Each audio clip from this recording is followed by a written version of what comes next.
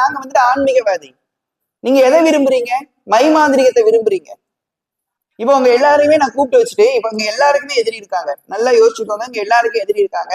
நான் உங்களை யாரையாவது ஒருத்தங்களை கூப்பிட்டு, எல்லாருக்குமே இருக்காங்க. இதுல 2 பேரை ஒரு பேரை நான் கூப்பிட்டு, உன் எதிரியை நான் 3 நாள்ல அழிச்சிருவேன், எனக்கு இவ்வளவு பீஸ் கட்டினா நீங்க கண்டிப்பா தருவீங்க. ஏன்னா நீங்க அதுலதான் மோகமா இருக்கீங்க, அதைத்தான் விரும்புறீங்க. ஆன்மீகத்தை விரும்பல, அதைத்தான் விரும்புறீங்க. ஆனா நான் அப்படி போகலாம். அப்ப ஆன்மீகத்தை யாரு வளர்க்கிறது? ஆன்மீகத்துக்குள்ள யாரு இருக்கிறது? அப்ப ஆன்மீகத்தை உங்களுக்கு சொல்லி கொடுக்கறது யாரு? அதனால இங்க அம்மா வந்து உட்கார்ந்து இருக்காங்க. நீங்க உங்க மனசாட்சியை வெளிச்சத்துக்கு கொண்டு வாங்க. உங்க மனசாட்சிய வெளிச்சத்துக்கு. நீங்க ஏன்ட்ட போய் சொல்லுவீங்க, கடவுள்கிட்ட போய் சொல்றீங்க, எல்லார்ட்டையும் போய் சொல்றீங்க.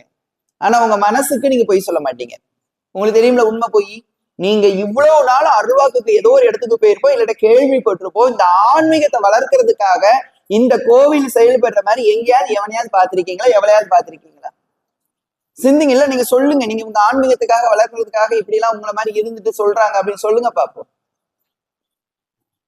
சிந்திக்கணும். அப்ப நம்ம இங்க எதுக்காக இருக்கோம்? ஆன்மீகத்தை வளர்க்கறது இருக்கணும். அப்ப எல்லாருக்குமே இந்த ஆன்மீக உணர்வு இருக்கணும், அந்த ஆன்மீக உணர்ச்சி இருக்கணும். ஆனா நமக்கு அந்த உணர்ச்சி இருக்குதான்னு கேட்டோம்னா, சாமி கும்பிட்டுட்டு விபூதியை நெத்தில வைக்கக்கூடிய தன்மை இருக்கே தவிர சாமியை நம்பக்கூடிய தன்மை இல்லை. இந்த எவ்வளவோ உங்களுக்கு எடுத்துக்காட்டு நம்ம சொல்றோம், என்னமோ பண்றோம், ஆனாலும் பாருங்க ஏன் இப்படி இருக்கணும்? சரி, இப்ப ஏன் அந்த அம்மா வந்திருக்காங்க? ஏன் இதை நான் சொல்றேன்னா, வாரந்தோறும் வரலையா, மாசத்துக்கு 2 தடையாவது வா, பூஜைக்கு வானா வர்றது கிடையாது.